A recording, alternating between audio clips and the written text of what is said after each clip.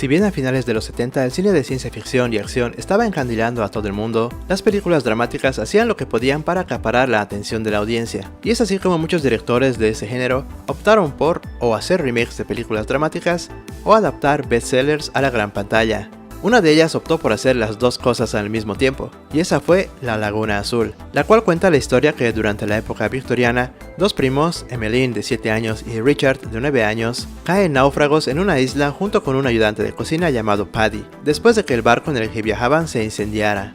Paddy asume la responsabilidad de cuidar a los niños pequeños, enseñándoles cómo comportarse, cómo conseguir comida, aprender a construir una casa, etcétera, etcétera. Pero cierto día Paddy, sin esperanza, muere alcoholizado, y es entonces que los dos niños crecen juntos en esa exuberante isla sin interferencia de la sociedad, descubriendo por sí solos sus instintos naturales. En este interesante video revisaremos 8 datos curiosos detrás de cámara de la clásica La Laguna Azul, también conocida en España como El Lago Azul de 1980. Así que únete a la comunidad, que te estamos esperando.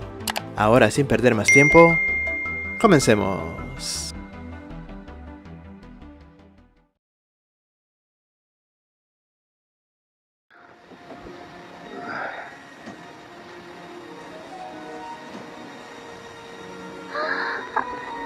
¡Señor Button! ¡Richard, miren! ¡Es tierra! ¡Nos salvamos! ¡La vela! ¡Vamos para allá!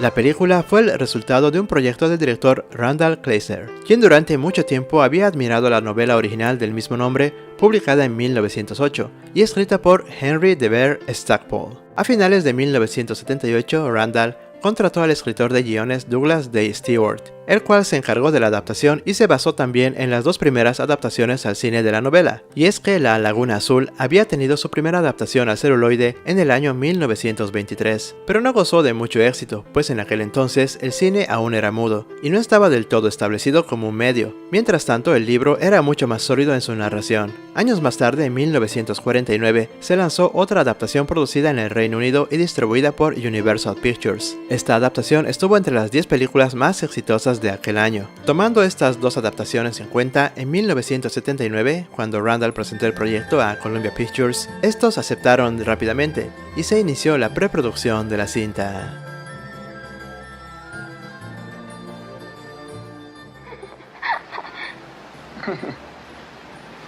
¿Por qué siempre tenemos que pelear? No lo sé. Hagamos una promesa de año nuevo. Dejemos de pelear. Lo intentaré, pero ¿Pero qué? no sé qué es lo que me impulsa a decir las cosas que digo. En un principio, la condición del director para los actores que sean elegidos para los papeles principales era que, en su versión adulta, ambos deberían aparecer desnudos durante todo el film. Si bien la idea principal de la película sedujo a muchos actores, la condición desnuda del director también los asustó. Por esta razón, Jennifer Jason Leigh, quien fue la primera opción para la protagonista femenina, declinó la oportunidad. Después se le ofreció el papel a Diane Lane y Willie Aames, quienes eran pareja en ese entonces, pero después de unos días rechazaron la oferta. Después también se le ofreció el papel a Carrie Fisher, pero esta, a pesar de estar interesada, rechazó el papel de Emmeline debido a que ya estaba comprometida con Star Wars: El Imperio Contraataca. Como la producción ya estaba a pocas semanas de empezar, el director eliminó la condición de los desnudos e eligió rápidamente a su pareja protagonista.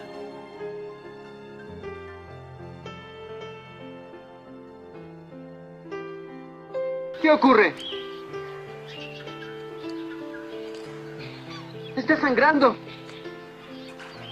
Vete, estoy bien. Pero está sangrando. No quiero que me mires, vete de aquí.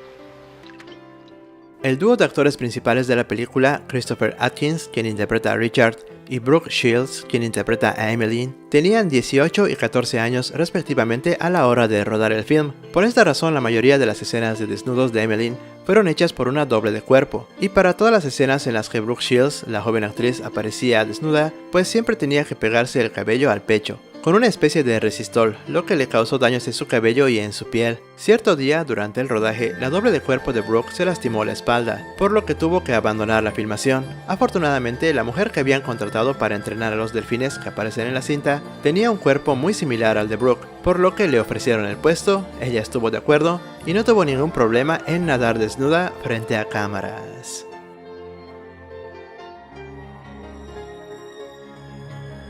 La Laguna Azul sigue siendo uno de los estrenos más controvertidos del siglo XX. La película no solo llegó a los titulares cuando se estrenó, sino que también dio lugar a una investigación del gobierno de los Estados Unidos, y Brooke Shields fue llamada a testificar ante el Congreso para esclarecer las condiciones de su trabajo. La joven actriz confirmó que se habían utilizado dobles corporales para cualquier escena de desnudez y que sus pechos siempre estaban cubiertos por su cabello o ropa. Durante una entrevista televisiva dijo que las escenas de desnudos no fueron difíciles porque ella no las hizo, pero en lo que respecta a las escenas de amor, pues fue como cualquier otro trabajo.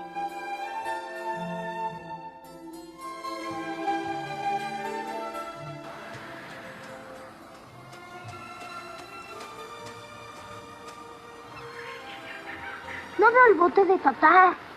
No, no se ve. Tal vez llegue después. O tal vez no. La película se rodó en Nanuya Levu, una isla de propiedad privada en las Islas Fiji. La flora y fauna del lugar y que aparecen en la película incluyen una variedad de animales de varios continentes. Al final resultó que las iguanas filmadas en Fiji eran una especie hasta ese entonces desconocida para los biólogos. Esto fue notado por el herpetólogo John Gibbons cuando vio la película, y después de viajar a la isla donde se filmaron las iguanas. Fue ahí donde oficialmente fue nombrado como el descubridor de la iguana crestada de Fiji, científicamente llamada Brachylopus vitiensis. Si bien la cinta no es intencionalmente transgresora, el resultado final es algo extrañamente provocativo, pues dependiendo del país donde fue exhibida recibió distintas clases de censura. Y es que en los Estados Unidos la película recibió una clasificación R, o sea apta para mayores de 18 años. Y después de su presentación en cine, muy rara vez la pasaron en televisión, y si lo hicieron fue en canales para adultos. En el Reino Unido la película recibió una clasificación de AA, o sea apta para todo público pero acompañados por un adulto. Tiempo después, en su lanzamiento en VHS, obtuvo un nuevo certificado como apta para mayores de 15 años. Sin embargo, cuando se lanzó en Nueva Zelanda se le otorgó la clasificación de apta para mayores de 13 años, y en Australia se le otorgó la clasificación de apta para toda la familia.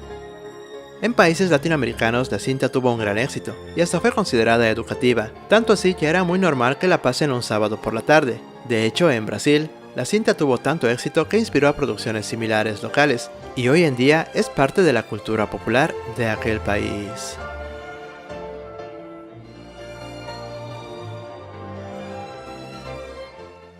Aquí es donde vivimos. Aquí es nuestro hogar ahora y siempre. ¡No! Yo no puedo pasar la vida aquí solo contigo. Ni siquiera me gusta. Siempre te estás riendo de mí y jamás me cuentas tus secretos. Pues tú no eres precisamente perfecto, de Celeste. He visto lo que haces. Y se lo contaré a tu padre si es que algún día viene por nosotros. ¡Tú! ¡Te odio!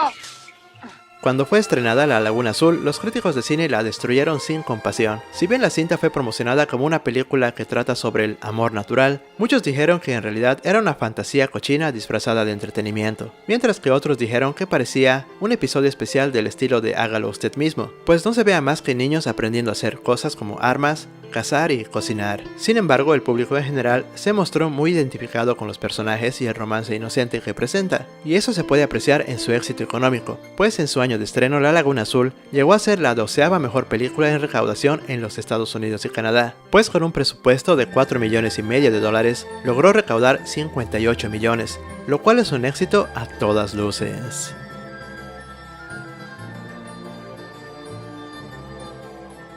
Es que no entiendo, ¿por qué te duele? No lo sé.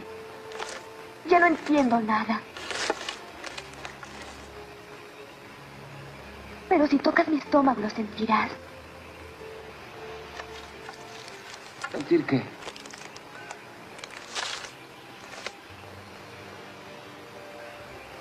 ¿Cómo puedes mover así el estómago?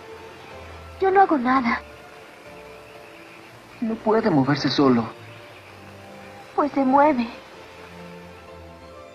Después del éxito de La Laguna Azul, Columbia Pictures estaba muy interesada en lanzar una secuela, pero debido a la falta de una buena trama, el proyecto se fue atrasando y atrasando. Pero en 1991, 11 años después del lanzamiento de la original, El Regreso a la Laguna Azul fue lanzado, pero lamentablemente resultó ser un refrito de la primera parte, y no aportó nada a la mitología del libro o al de las adaptaciones cinematográficas. Más tarde, en el año 2011, se produjo una película para televisión, la cual es una adaptación mucho más libre del libro, llamada simplemente Laguna Azul, y hasta el día de hoy la cinta de 1980 es considerada como la mejor adaptación del libro. Si bien con los años esta película fue considerada como pieza clave del cine de supervivencia y romántico, tanto el director como el elenco no tuvieron demasiado éxito después de este film, pues fueron acusados de promover el abuso infantil y provocar los valores morales. Pero como lo vimos en este video, eso depende del país donde fue exhibida. En fin, si te gustó este video, pues no olvides compartirlo con otros fans de La Laguna Azul. Y no olvides dejarme saber qué opinas de esta película. ¿Crees que es inmoral o crees que es una historia de amor inocente? Deja tu opinión en los comentarios que los leo todos. Y además, tu buen like. Nos vemos en el siguiente video acá en Los 80.